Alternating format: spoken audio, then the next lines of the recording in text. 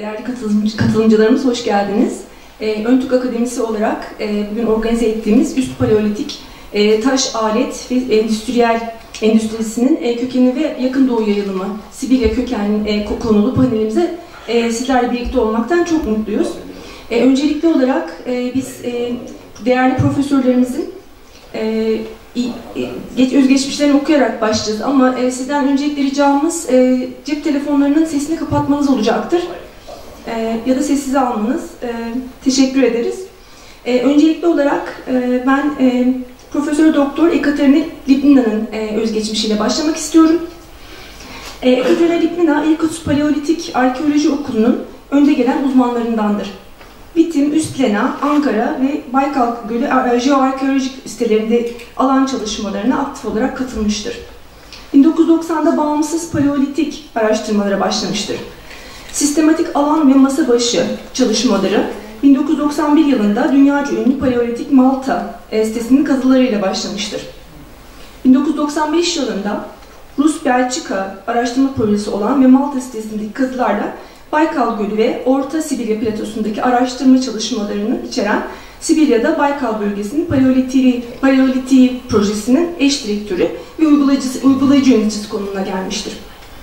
1995-2014 yılları arasında birçok ulusal ve uluslararası arkeoloji projesinde yer alan Lipnina, 2001 yılından bu yana Irkutsk Devlet Üniversitesi Arkeoloji, Etnoloji ve Tarih bölümünde öğretim görevlisi olarak çalışmaktadır. Kendisi aynı zamanda Baykal Bölgesi Bilimsel Araştırma Enstitüsü Direktörü ve bir mega proje olan Taş Devri'nde Baykal, Sibirya, Dünyanın Kavşaklarında projesinin yürütücüsüdür. Çeşitli yayınlarda 80'den fazla yayınlanmış makalesi bulunmaktadır. Biz kendisini sahneye davet ediyoruz alkışlarınızla.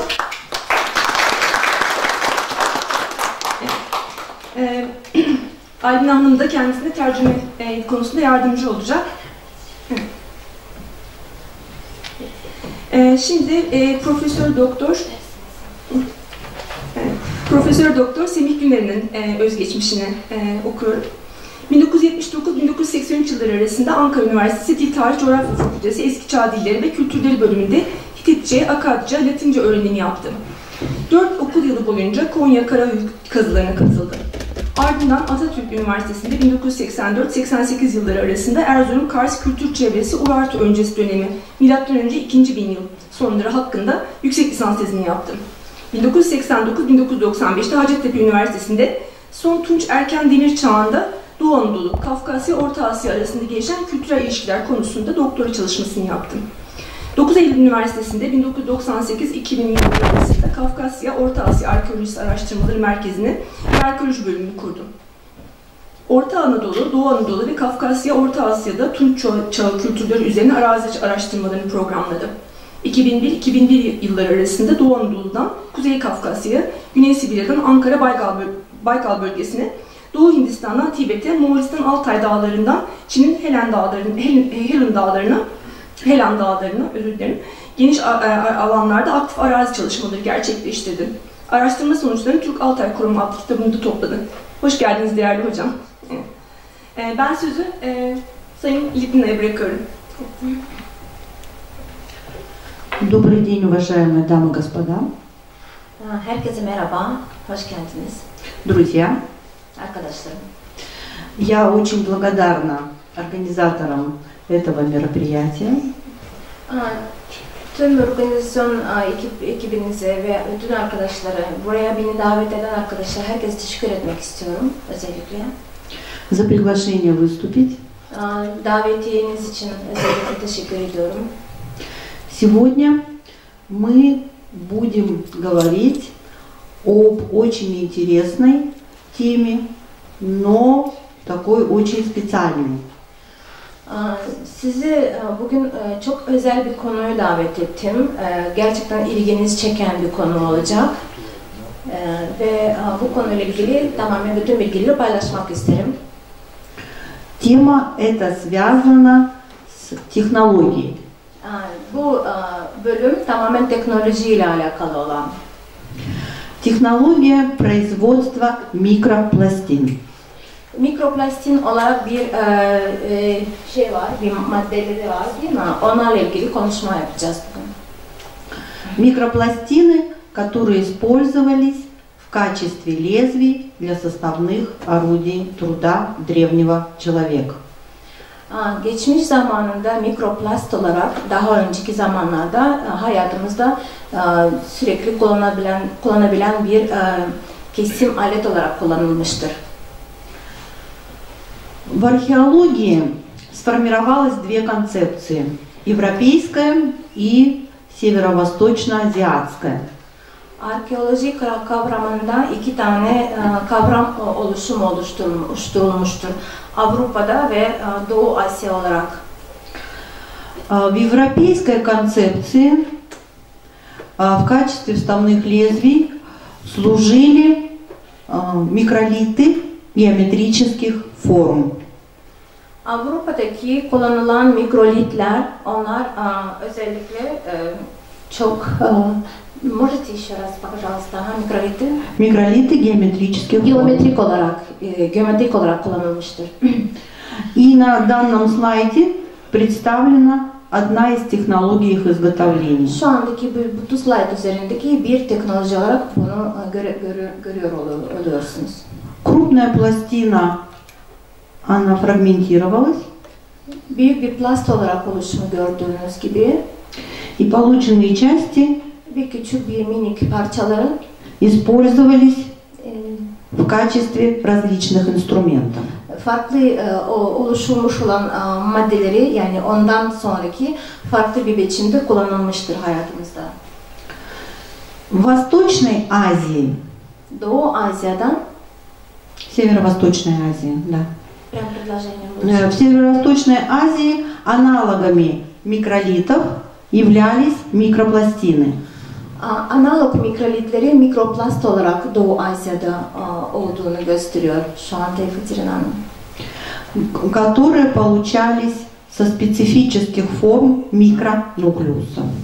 Mikronükleustan oluşan form olarak bu mikronükleustan ve oluşmuş değil mi? Mikronükleustan yardım edin. Еще раз. Микронуклеусы специфических форм. Özel formlar olarak kullanılmış. Şöyle yapalım. Konuşsun. Tamam. Вы говорите не предложение, а прям полностью какой-то текст скажите, чтобы это сложно говорить. Хорошо. А я буду коротко просто это говорить. Спасибо. Проблема происхождения микропластин она достаточно спорная. Şimdi bu problem aslında bir sorun oluşturan bir metin mi? Nasıl söyleyeyim değil mi? Metin olarak. Herkes daha henüz tam olarak anlaşılmamış. Нет единого определения, что такое микропластина. Mikroplastin olarak tam olarak ne olduğunu henüz bilinmiyor. И если мы обратимся к следующему слайду, то можно увидеть разные определения разных исследователей, которые есть в литературе. Bilim olarak buradaki gördüğünüz slayttaki farklı bir şekilde özetlemiştir bu demin konuştuğumuz nükleer konusu, değil mi? Nükleer, это про nükleer. Да. Cümle çevirisiz olmaz. Evet. Yani konuşsun bırakın. Öyle söyledim. Öyle. Да. Самая сложная ситуация с технологиями это в Японии, потому что там насчитывают более 7 вариантов разнообразных техник получения микропластин. Еще дальше продолжайте. Все.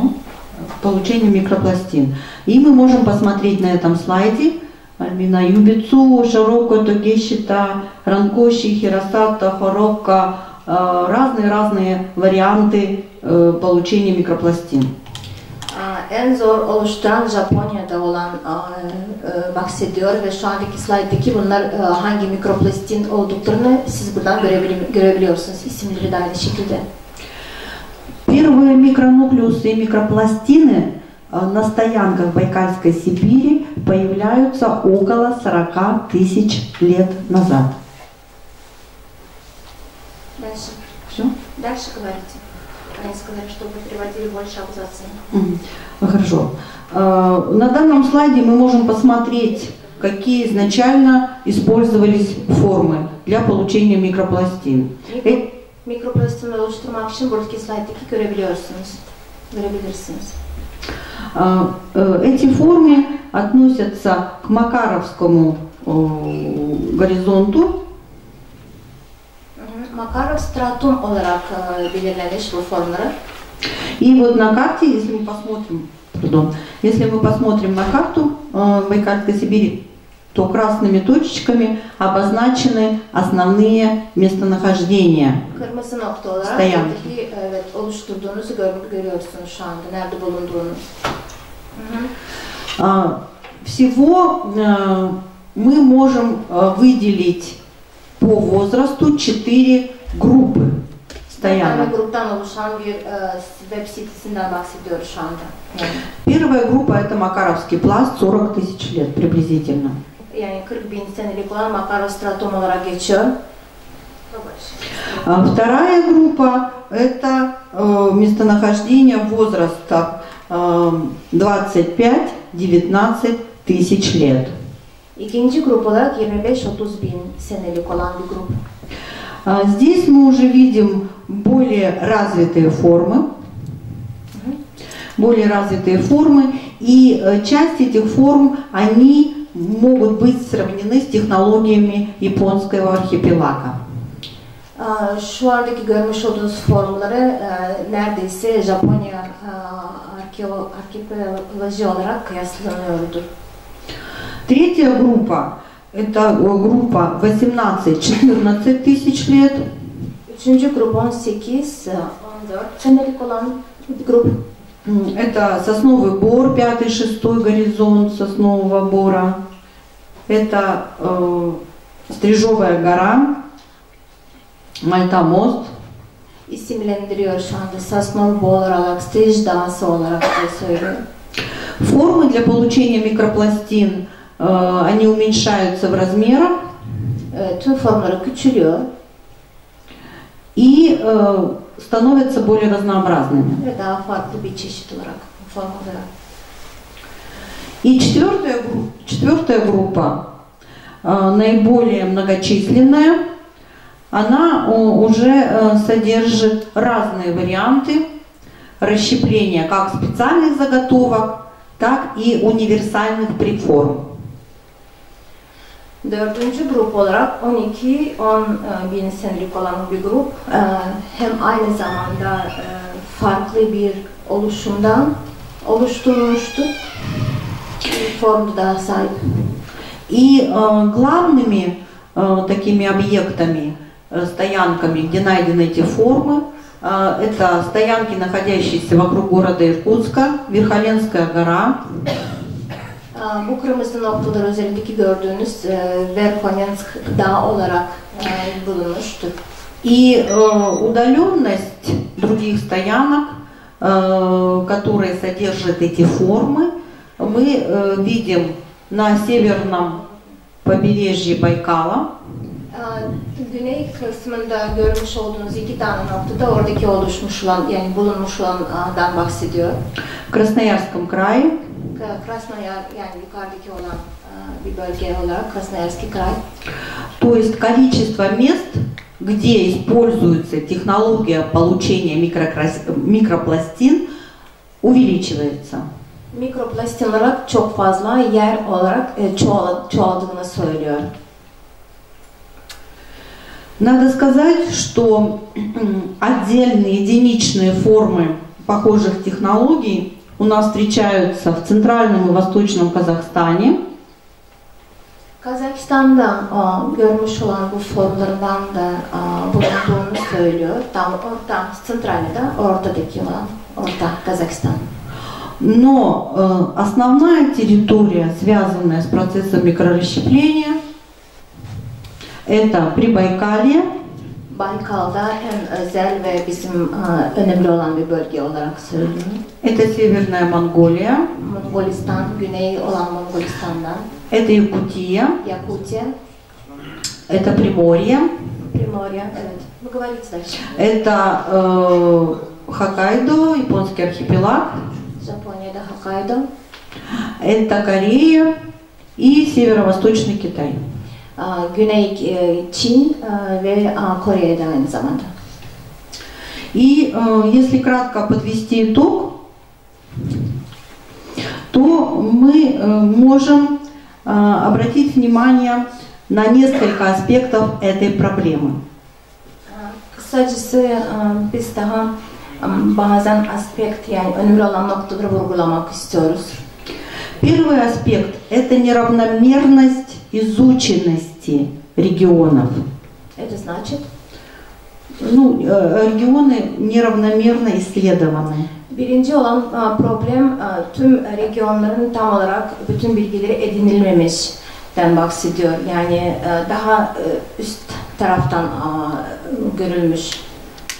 Достаточно сложно разделить микропластины, которые изготовлены отжимом и которые изготовлены ударом в материалах стоянок древних. Интересно очень. Sложно разделить отжим и удар. Şimdi sıkıştırılmış olan bir de aynı vurulmuş olan teknikleri kullanıldıktan sonra bunun aralarında ayırmak biraz zor olduğunu söylüyor. Мы можем твердо говорить о том, что на территории Байкальской Сибири техника отжима появляется порядка 18-14 тысяч лет назад. 18-19 bin senelikten bahsediyoruz. Baykal'daki olan bu sıkıştırma tekniği çok fazla orada kullanıldığını söylüyor.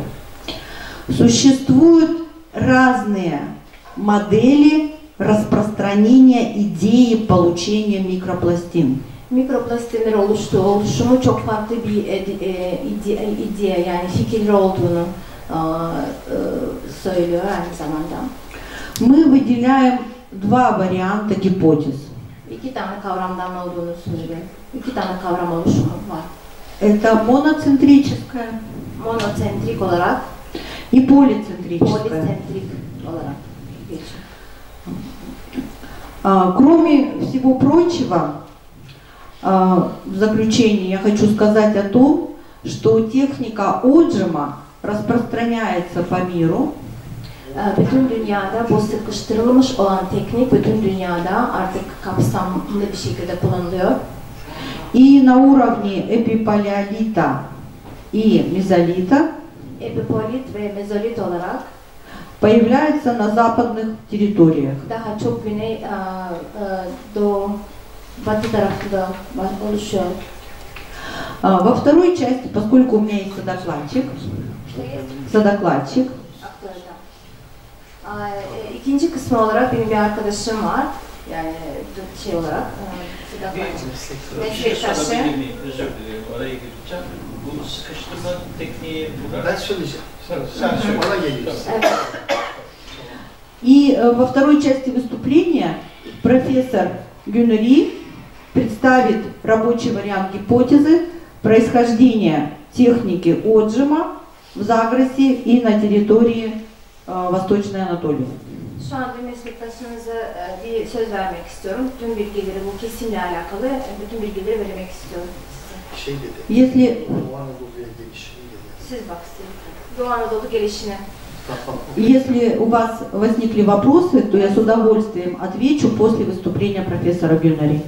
Profesör Güner'i söyleşinden sonra bütün cevapları, sorularınız olursa cevaplamaktan memnun olurum.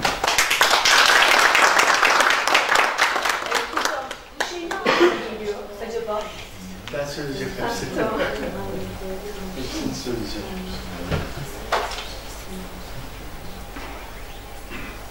Test. Ya ben şöyle olsa daha güzel olacak. Böyle. Hayır, böyle sesini zaten birkaç kişi sordu. Yok. Sorsun lazım. Şimdi hemen şöyle başlayayım ben. Saygıdeğer konuklarımız, hoş geldiniz. Şimdi Ekaterina Litvina dünya prehistoryası, dünya tarihinin başladığı ve en önemli bulguların ortaya çıktığı Baykal bölgesinin 100 yıllık arkeolojik çalışmalar zincirinin varisidir, en son halkasıdır. Son yani 20-25 yıldır da kendisinin başkanlığında götürdüğü Baykal bölgesi dedik. Neden önemli? Dünya tarihinin çıktığı yer. Dünyada bir başka yerde çıkmayan, yani en erken tanımlanmış kültürlerin keşfedildiği bölge. Bu bakımdan çok önemli. Şimdi benim alanım zaten Türk kültürü ve Türk arkeolojik belgeler üzerinden yapılan Türk tarihinin şeydir, yani benim alanım. Ekaterina Litvina bu konuda çok önemli çalışmalar yaptı ve bizim de Vedat Bey'in ve Mahmut Bey'in daha önce davet ettiği ve bu ikinci kez de böyle çok severek, mutlu olarak geldiği, konuşmak istediği bir şey, ortam. Biraz tekniğe kaçtı, tamam. Bir de çevre şeyleri de olabilir, böyle ufak tefek.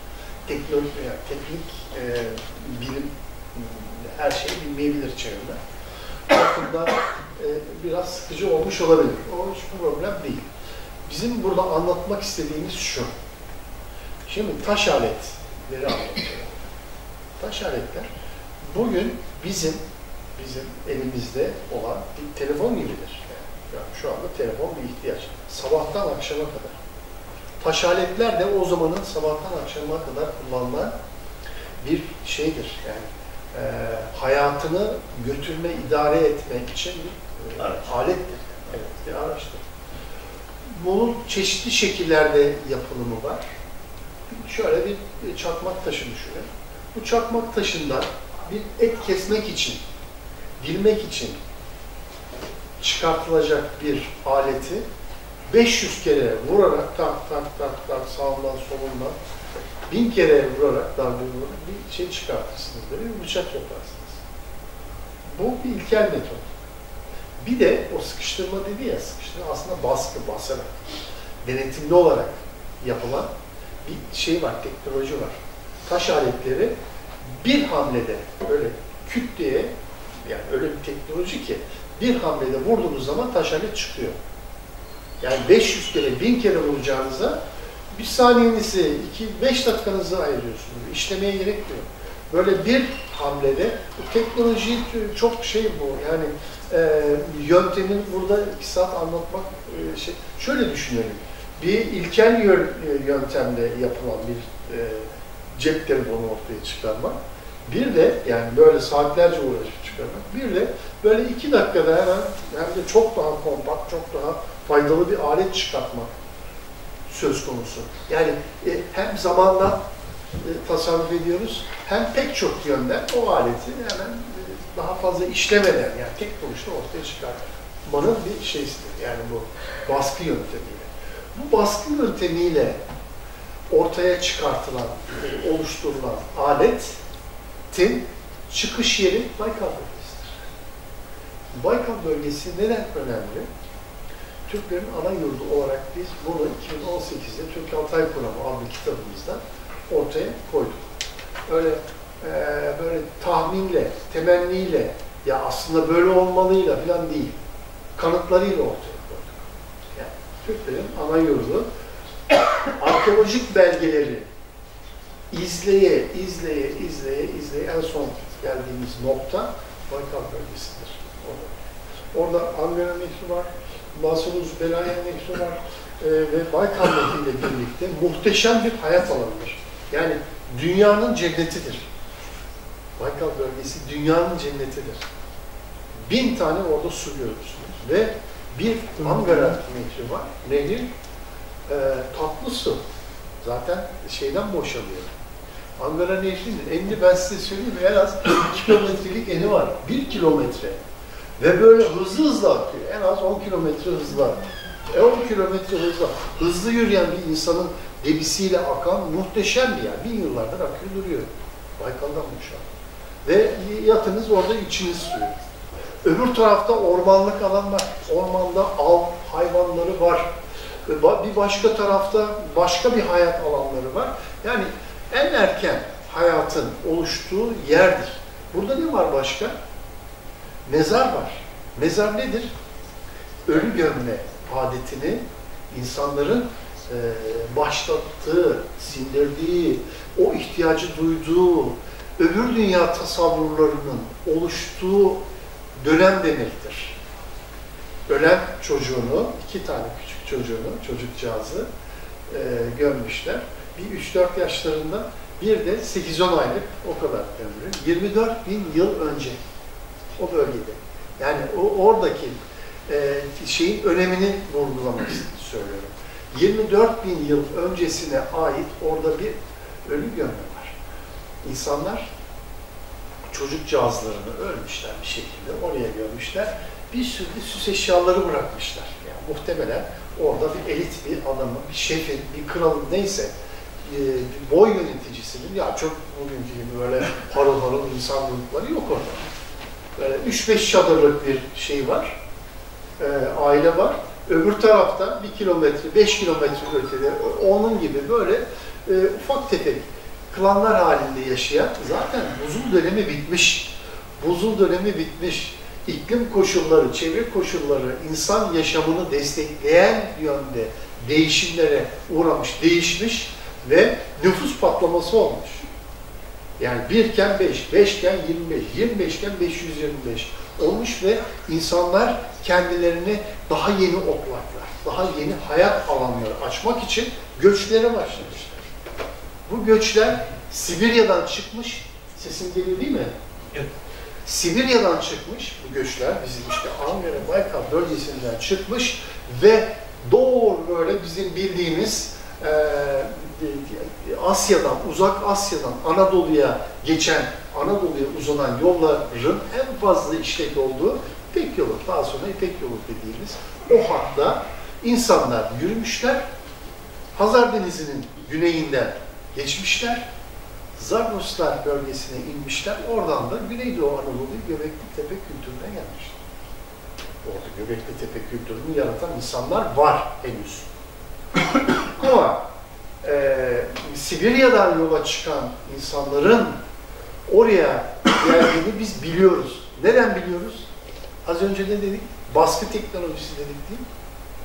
Yani böyle küt küt küt küt küt küt tık diye bir şey. Ya adam bir ağaç 1-1,5 metrelik bir ağaç düşünün, T biçiminde, karnına yastığı. Onun ağacın ucuna hayvan boynuzundan, sert kemikten bir uç yapıyor.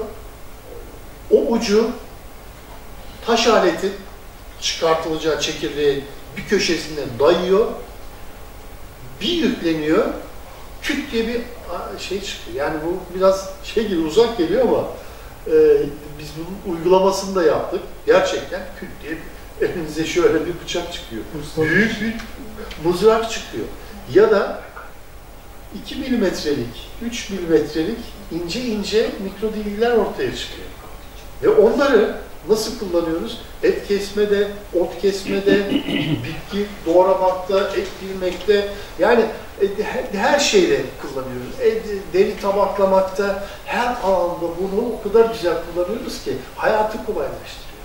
Ve iklim koşullarına ona yardım ediyor, insan gelişimine.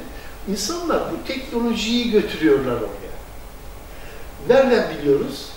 Nereden biliyoruz? Sibiryalı insanın teknolojiyi o Göbekli-Tepe kültürüne götürdüğünü nereden biliyoruz? Göbekli-Tepe kazıları yenidir. En fazla 20 yıldır yapılıyor ve son 10 yılı çok önemlidir. Daha öncesi, daha ilkel anlaşılmaz bir sonuçlar alınmıştır. Ve zamanla biz Göbekli-Tepe kültürünün taş aletleri, yani taş alet diyorum ya, telefon kadar önemli, taş aletler içinde, yani çakmak taşından, obsidiyenden çıkartılan aletler. İçinden bakıyoruz, baskı yöntemiyle çıkartılan şeyler var. Birdenbire ortaya çıkıyorlar. Onları biz tanıyoruz evet.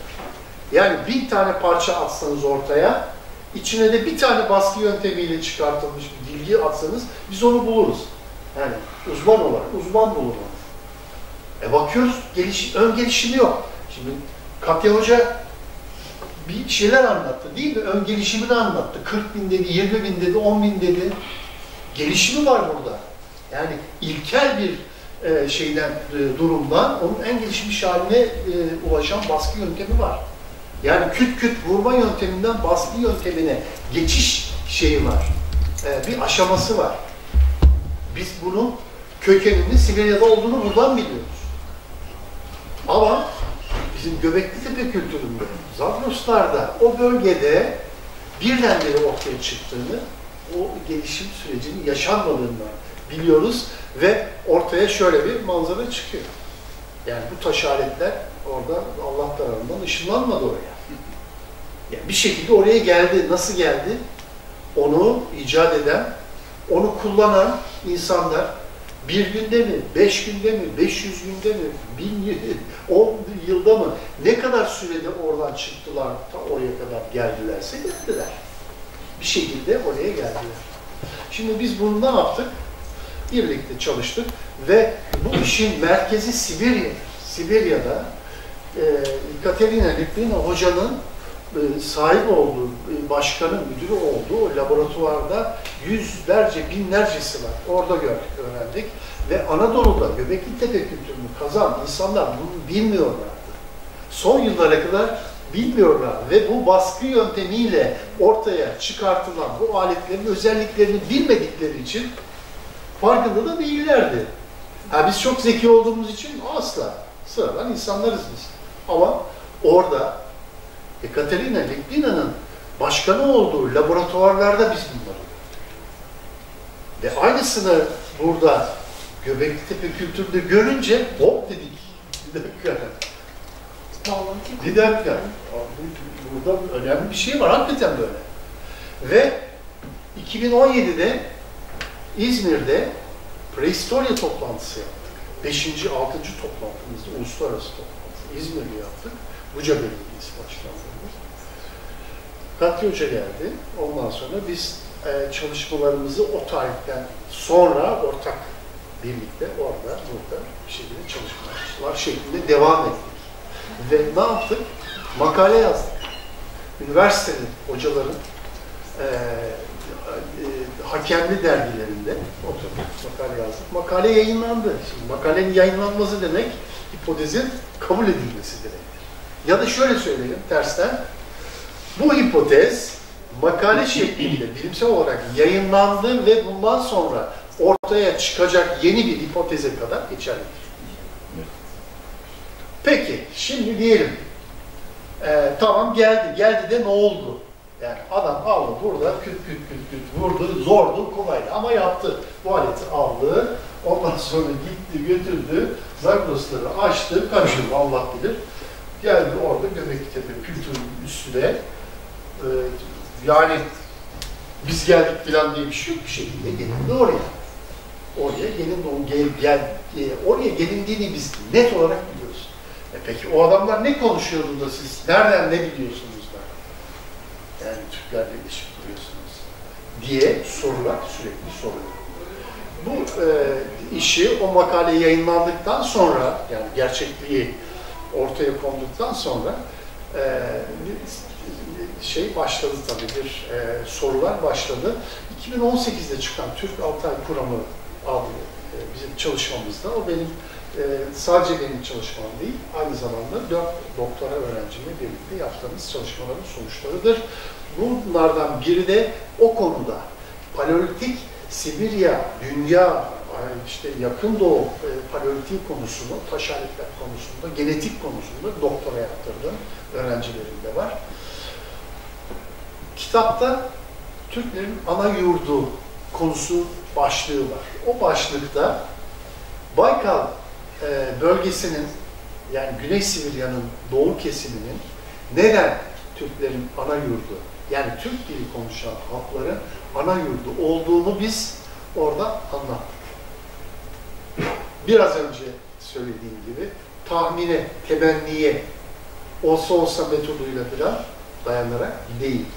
Biz arkeolojik malzemeyi izleye Baykal bölgesine geldik, orada durduk. Demek ki en erken Türkçe konuşan halkların yeri burası. Hipotetik olarak.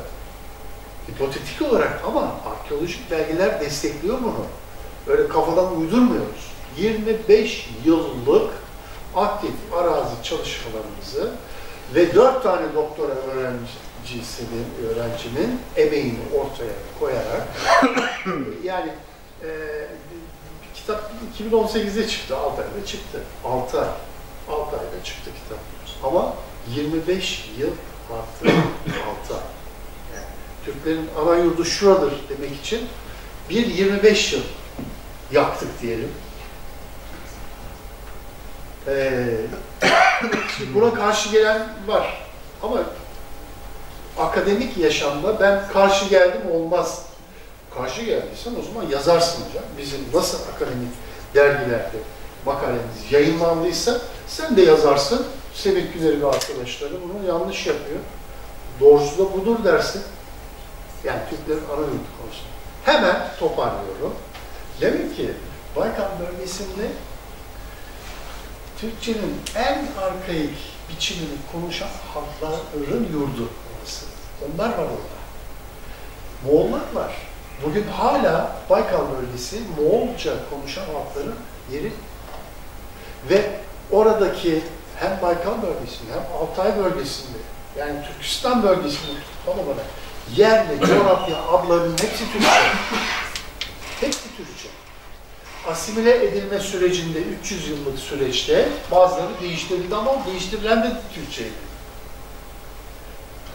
Yer adları, şahıs adları bölgedeki coğrafya adları, dağı, suyu, yaylası, tepesi şey var, hep söylüyorum, Hatun Irmağı var Altayların en yüksek kesimlerinde. 2500 metre yüksekliğinde Hatun Irmağı var. Ne kadar güzel değil mi? Hatun Irmağı yani. Kadın Irmağı. Değil mi? Adını vermiş. Hatun. Hala Hatun. Orada Katun diyorlar. Ama hepsi böyle Türkçe. Hepsi Türkçe. Ve bazıları değişmiş, çarpıtılmış, bilmem ne olmuş. Bir İngiliz araştırmacı, yani önemli de bir adam, 2001 yılı yaptığı şeyde, kitapta diyor ki, yer adları, yani yine tarihsel bir çalışma, yer adları, yani dağ, yayla, su adları falan, bir dilin diyor, bir lisanın en kalıcı, en radikal bölümüdür, diyor. Ve o dille birlikte, o bölgede, diğer müdahaleci başka dillerin baskısına rağmen diyor, o başka diller diyor, o yer kalmış, kökleşmiş yer adlarının kalmasına müsaade ederler. Yani farklı diller olmasına rağmen. Ve en eski adlar o ne kadar eski olduğunu bilemeyiz. Ama oradaki en azından Baykal bölgesinde ve onun üstünde de şey var, yani Türkler var. Moğollar var, Türkler var. Bugün onlar var. Ne kadar daha eskiye gider bunların tarihlerini bunu bilemeyiz. Bilemeyiz. Ama bir başka aday yok, bunu biliriz. Kim var? Orada kim yaşıyorsa, bugün kim işgal etmişse, çok da fazla şey yapmayalım, kurcalamayalım. Kim asimile etmişse onu, onların dışında hala Türkler var, Türkçe konuşan insanlar var, Moğolca konuşan insanlar var. Başka da yok biliyor musunuz? Sibirya bölgesinde yok. Yani şimdi olmayan bir şeyde şu vardı, bu vardı. Ya Türkçe değil de o Japondu. Ya da Korece konuşan halkların vatanıydı diyebilir miyiz? Diyemeyiz. Çünkü o dillerle yani eklentili diller, Türkçe gibi aglutinatif kelimenin sonuna işte biz Çekoslovakyalılaştıramadıklarımızdan mısınız falan diye böyle bir şey var ya, bir espri var ya, böyle eklentili dil buradan bir başlar sayfanın satırın sonuna kadar uzunca bir tek kelime. Ama bunu İngilizce çevirdiğiniz zaman en az 5-10 sözcükle birlikte ifade ederseniz. Bu eklentili dillerle ilgili Türkçe, Moğolca, Japonca, Korece, değil mi? Mançuca, Tunguzca, bunların içinden biri olmalıdır. Oradaki yerli halkların konuştuğu dilin kökeni bir olmalıdır, değil mi? Bunun içinde bir tek aday var. Bölgedeki yer adlarına sinmiş, yapışmış, tutunmuş sadece Türkçe var. Türkçe var. Türkçe konuşan halklar var. Biz de diyoruz ki onlar Türkçe konuşuyordu ve o bölgede o baskı mikrodilgiyi, aletleri ortaya çıkartan insanların konuştuğu dilde Türkçenin, yani 25.000 yıl öncesinden bahsediyoruz. Dilde Türkçenin en arkaik biçimi olabilir diyoruz. Yani illa da dır demiyoruz, böyledir demiyoruz, olabilir diyoruz. Yani bilimde, akademide maybe, could be, can be. Böyle olabilir diyoruz. Ama gene de bizim yani biz Türkçe olduğumuz için, yani tırnak içinde Türkçe olmanın bir sürü tanımı var. De Gaulle Havaalanı'na gittiğiniz zaman o zaman Türkçenin ne olduğunu çok iyi anlarsınız. Oradaki sıradan bir, yani mesleği aşağılamak için söylemiyorum, sıradan bir bekçi, kontroller, sizin de hala öyle mi bilmiyorum, Türkçe konuşmaz, düzeltiyorum, İngilizce konuşmaz, uluslararası değil, İngilizce konuşmaz, bilir, Fransızca konuşur, bilmek zorundayız. Milliyetçilik bu. Ama biz öyle değiliz, biz oradan diyoruz. Yani milliyetçiliğin, Türk milliyetçiliğinin ne olduğunu De Gaulle Havaalanı'nın orada geçerken onu anlıyoruz. Öyle olduğumuz için de şartlı bakılıyor bize. Yani bilimsel çalışmalarımızı ne kadar fazla materyale yükleyip bu doğrudur. Çünkü arkasında dünya kadar somut bilimsel destek var. Desek de adamlar bizi Göbekli Tepe ile ilgili şunu söylüyor, bunu söylüyor filan diye böyle dedikodular, bilmem neler yapıyor. Ama ben de her yerde de söylüyorum. Varsa arkadaş bir fikrin, ben diyorum ki Göbekli Tepe kültürü, birlikte çalıştığımız katte buna katılıyor, katılmıyor. Katılmadığı yerler var, katıldığı yerler var. Zaten hiç katılmasa burada olmaz. Ya burada bir menfaat yok ki katılır. Katya geldi, yol parasını verdi, geldi buraya. Dünyanın parasıyla geldi buraya. Yani harcadı yani. Böyle bir şey var, çalışıyoruz. O zaman siz de lütfen deyin ki, böyle değil. Bu Türkler işte yani Göbekli Tepe kültürünün fitilini ateşleyen yabancı bir kültür var. Bu kültürü Sibirya'dan gelen kültürler olarak tanımlıyoruz. Yani burada habire gevelediğimiz, anlatmaya çalıştığımız Rusça, Türkçe, İngilizce, her neyse konu budur. Göbekli Tepe kültürünü oluşturan bir şey var, bir ateşleyen bir şey var. Dış etken var. Bu dış etken daha yüksek bir kültürü Anadolu'ya, Doğu Anadolu'ya getiren bir göçebe kültür. Söylemek istediğimiz bu. Bu kadar. Teşekkür ederim.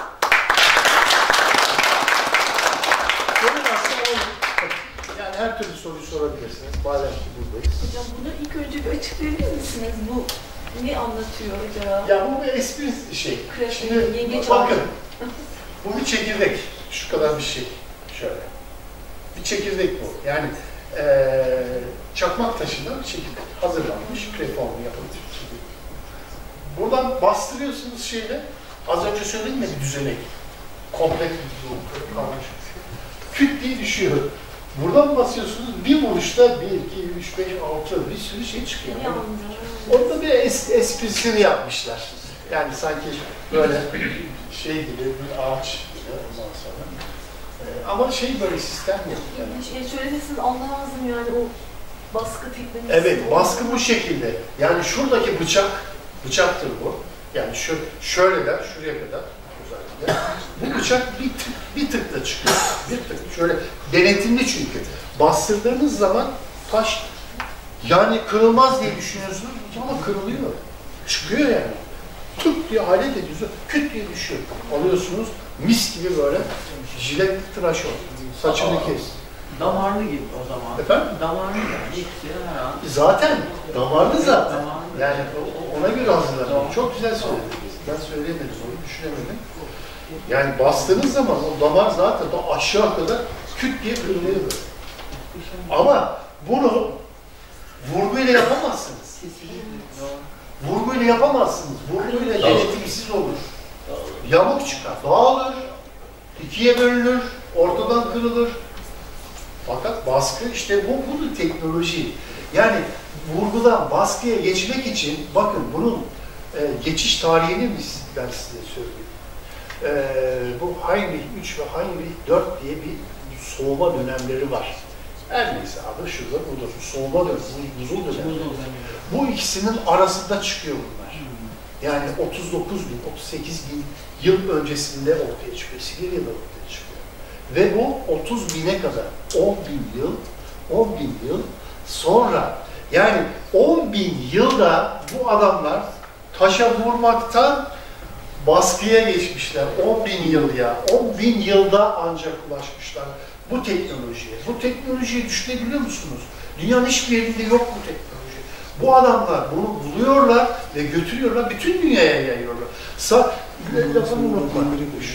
Sorunu unutma. Sadece Doğu Anadolu'ya değil, aynı zamanda Hokkaido Adası'na gidiyor, ondan sonra Doğu Avrupa'ya gidiyor, Kuzey Avrupa'ya gidiyor, bakın Afganistan'a gidiyor. Yani dünyanın dört bir yanına. Şeyi hatırlayın, şimdi yeni kitapta onu işliyorum ben. Eskiden tarih kitapları vardı hocam, bilirsiniz. Orta Asya'dan çıkan oklar vardı, Atatürk'ün Türk tarih tezi haritasında. Şimdi bunlar bir bıyık altından sırıtırlar bunları. İşte burada her tarafta Türk gidiyor da ortada iç deniz kurumuş da filan dalga geçerler bize. Hala da dalga geçiyorlar, onlar geçsinler. Fakat ilginç bir şekilde bizim son yıllarda yaptığımız çalışmalar, 100 yıldır yapılan bir sürü araştırmalar var. Ona göre aynı haritayı ortaya çıkarttık.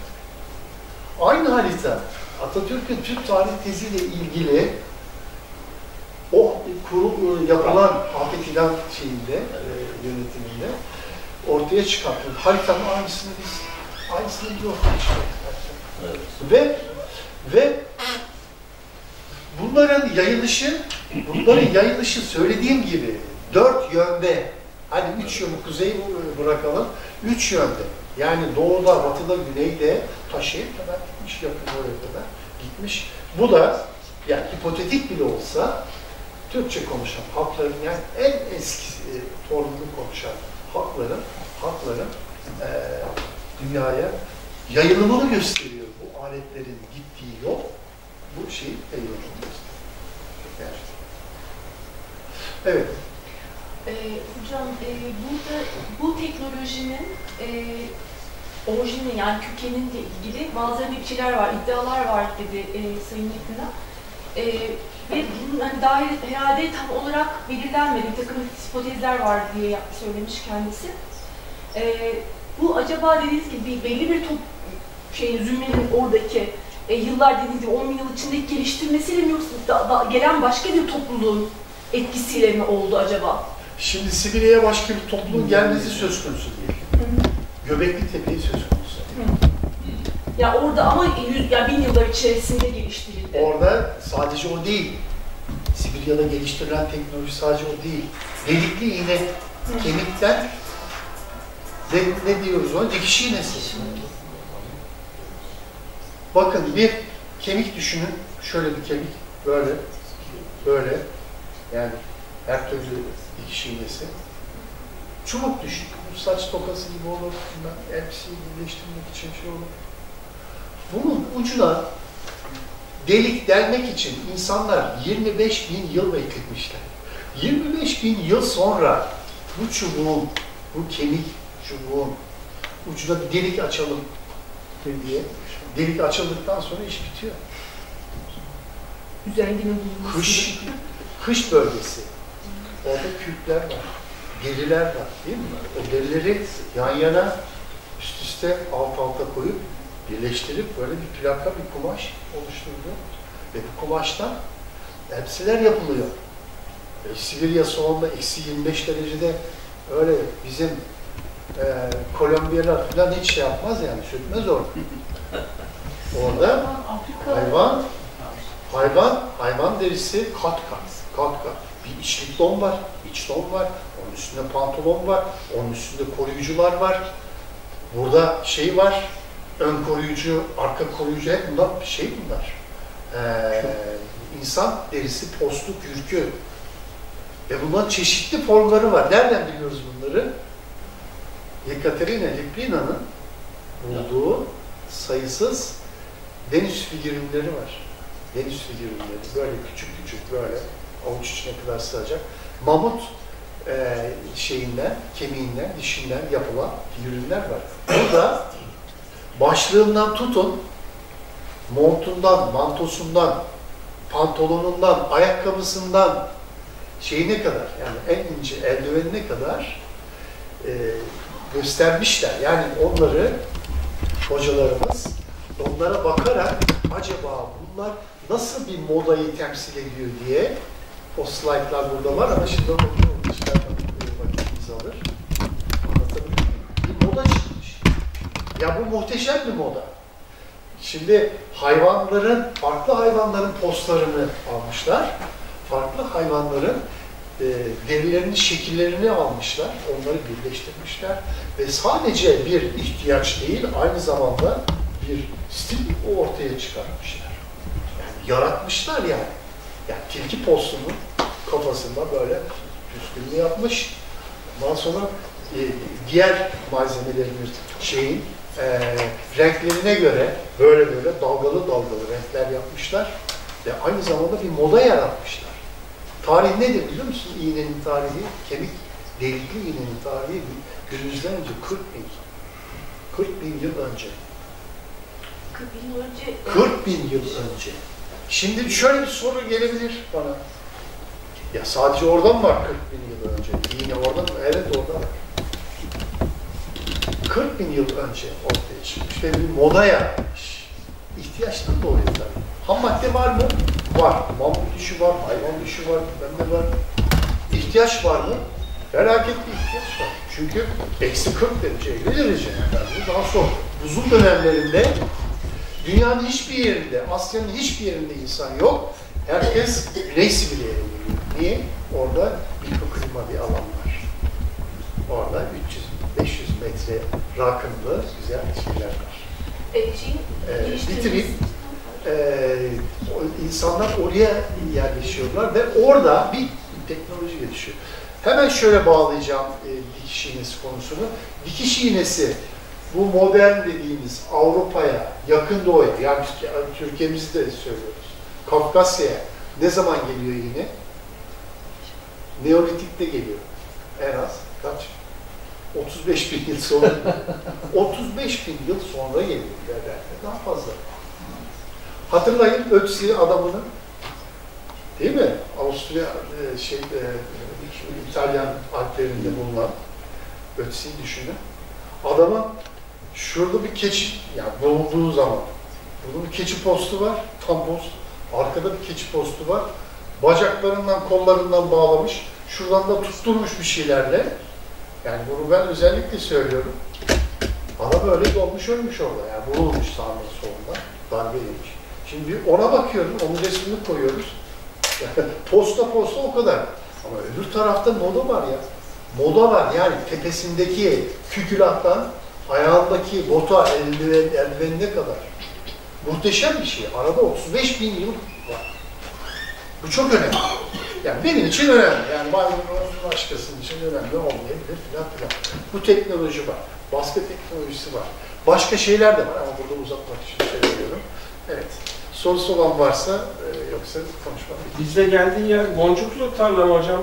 Bahsetmiştiniz ya bu iğneler, kemik iğneler boncuklu tarla demiştiniz. Yok, boncuklu tarlada yok. Nereye geldi? İğneler değil. Boncuklu tarlanın tarihi milattan önce 10 binlerdir. Bizim söylediğimiz 30 binler. Boncuklu tarlada bile yok. Yani boncuklu tarla dediği bizim Göbekli Tepe var ya, Urfa, Diyarbakır, Siz Neolitik dönem kültürü, gelişmiş bir kültür.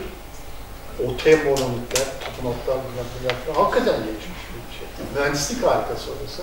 Fakat iğne falan yok orada yani. Delikli iğne orada yok. Ondan 5000 yıl sonra geliyor delikli iğne. Yani ucu delinmiş dikiş iğnesi konusu benim için çok önemli. Ya belki de fazla kafaya taktığım için. Ama bir teknolojik yeniliktir o. Daha erken, daha geç dönemde ancak Neolitik dönem, seramikli Neolitik dönemde. Yani 7000-8000 yıl öncesinde varsa ondan önce. Ya şöyle diyebilir miyiz? Teknolojiyi elinde bulunduran her zaman üstündü. İşte tahta kılıçtan demir, demirden çelik. Biz Türkler ne zaman teknolojiden uzak durduk, ihtiyaç yoktur diye bu duruma düştük diyebilir miyiz? Evet, kesinlikle diyebiliriz. Kesinlikle. Şimdi hep şunu söylüyorum ben. Teknolojik icatlar niye çıkar? Bir ham madde varsa, yani ilgili hangi şeyse, ham madde, burada taş var değil mi? Taş, bu Boğaziçi'nde çakmak taşı var, ham madde var. İhtiyaç, acayip ihtiyaç var.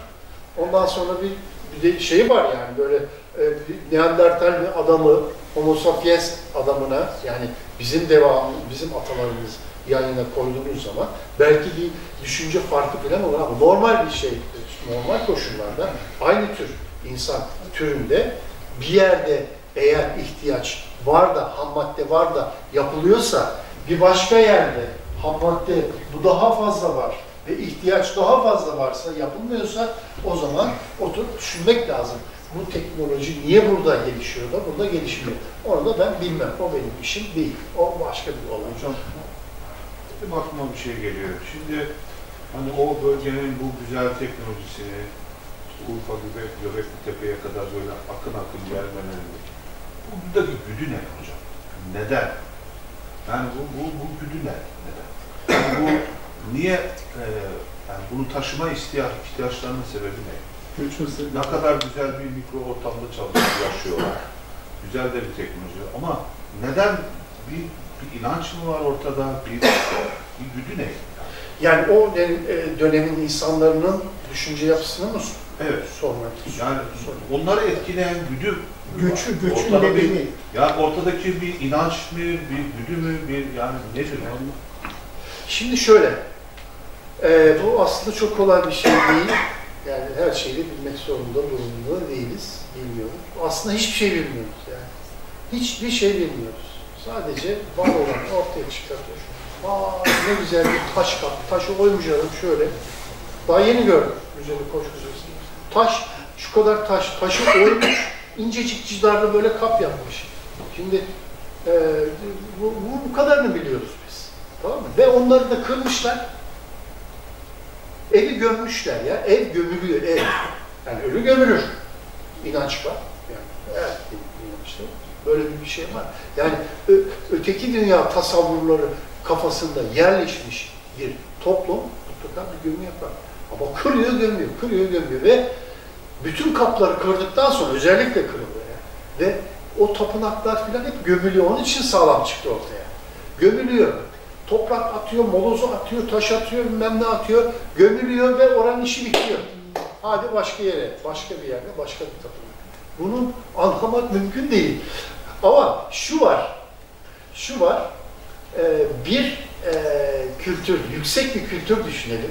Yani Göbeklitepe kültürü, Göbeklitepe sanatı ve kültür yüksek bir kültür. Gerçekten yüksek bir kültür. İnanılmaz bir şey.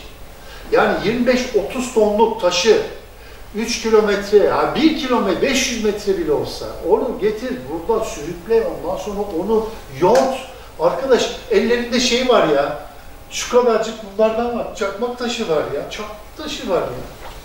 Ya 5 metrelik monoliti, 30 tonluk aleti nasıl kılıktırıyorsun, nasıl yapıyorsun? O üstündeki hayvan kabartmalarını nasıl işliyorsun? Ve onun statiğini nasıl hesaplıyorsun arkadaş? Yani onu sürükledin, getirdin bir şekilde, tekerlek yok, bilmem ne yok, yuvarladın, getirdin. Tamam, güzel. Ve onu oraya nasıl dikiyorsun, nasıl hesaplıyorsun? Bir tane, 5 tane değil, bir sürü ya. Orada en az 11 tane şey var, yani yanlış hatırlamıyorsam. Böyle oval, yuvarlak şey var. Yani, tapınak kompleksi var orada. Yani tırnak içinde söylüyorum tapınak. Bu videoyu bilmiyorum. 12 tane. 12, evet. Şimdi soru şu, yani benim aklıma hemen gelen şudur. Ya, ne güzel yapmışlar filan, o ayrı mesele. bir sanat, yüksek bir sanat düşünelim. Yüksek bir sanat, bir Osmanlı camisi düşünelim. Erken Osmanlı camisi düşünelim. Tamam. Cami mimarisini düşünelim. Şimdi bu birdenbire ortaya çıkmadı değil mi? Bunun evvelinde Selçuklu mimarisi var. Selçuklu mimarisinden önce ne var? Bizans mimarisi var. Osmanlı Bizans kültürünü devralmış bir. Doğu Roma kültürünü devralmış bir imparatorluktur. Ve bir ilişki var. O cami, kümbetleri düşünelim. Yani Orta Anadolu'da, Kayseri'de, Konya'da, Anadolu'da bir sürü kümbet var. Erzurum'a kadar. O kümbetlerin bir gelişimi var değil mi? Yani o gelişimi biz izliyoruz. Ve bunun en erken örneklerinin de Erdemli kümbetlerini biliyoruz Doğu Anadolu'da. Çünkü kültürler devreder. Hangi kültür baskınsa o alır, devam eder. Türk kültürü, Orta Asya, Selçuklu, ondan sonra Osmanlı. Muhteşem bir kültür. Muhteşem. Şeyler, Göktürk yazıtlarından Osmanlı'nın son dönemine kadar ya şuydu buydu. Ama kültür devralma şeyi var. Göbekli Tepe'de öyle mi? Hayır. Göbekli Tepe'de o monolitli tapınak kompleksi, bir de onların üstü örtülü. Yani şimdi boş duruyor ya, onların üstü bir şekilde örtülü bir çatı şeysi var, sistemi var. Onu da bilmiyoruz nasıl olduğunu. Monolitler tutuyor bir şekilde, ağaçtır, sazlıdır, başka bir malzeme midir? O bir şekilde, o bilinmiyor. Bu sistemi Göbekli Tepe gelişmiş kültür sanatının öncesini bilmiyoruz biz. Ama arkeolojik araştırma yöntemlerinde şu var, gelişmiş bir kültür tek başına ortaya çıkmışsa eğer, onun arkasında, geri planında bir gelişme süreci olmak zorundadır. Bir gelişme süreci olmak zorundadır. Göbekli Tepe yüksek kültürünün, sanatının bir erken evre gelişme süreci olmak zorundadır. Bunu biz bilmiyoruz. Bunu bilmiyorsak hiçbir şey bilmiyoruz. Ama şunu biliyoruz, orada bir teknolojinin oraya gelip o kültürü ateşlediğini biliyoruz. Bu bizim fikrimiz. Ben ve doktor arkadaşlarımın fikri o kültürde Silivri'den gelen bir kültür diye ortaya koyuyoruz. Çok sıktım sizi. Sağ olun. Ağzınıza yüreğinize. Benden bu kadar. Çok teşekkür ederim.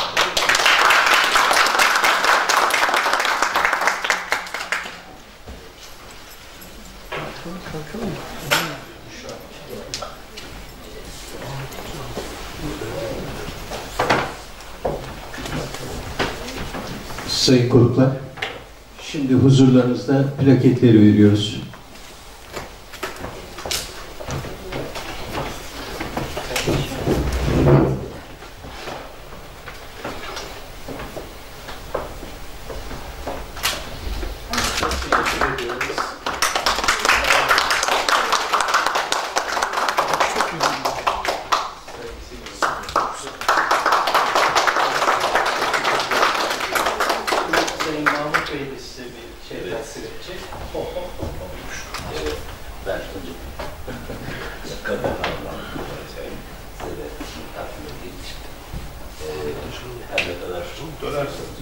Teknik olarak çok anlayamamıştık.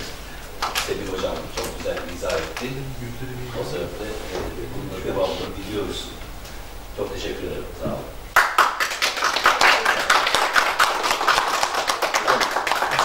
Çok kıymetlısınız. Her zaman çok biz teşekkür ederiz.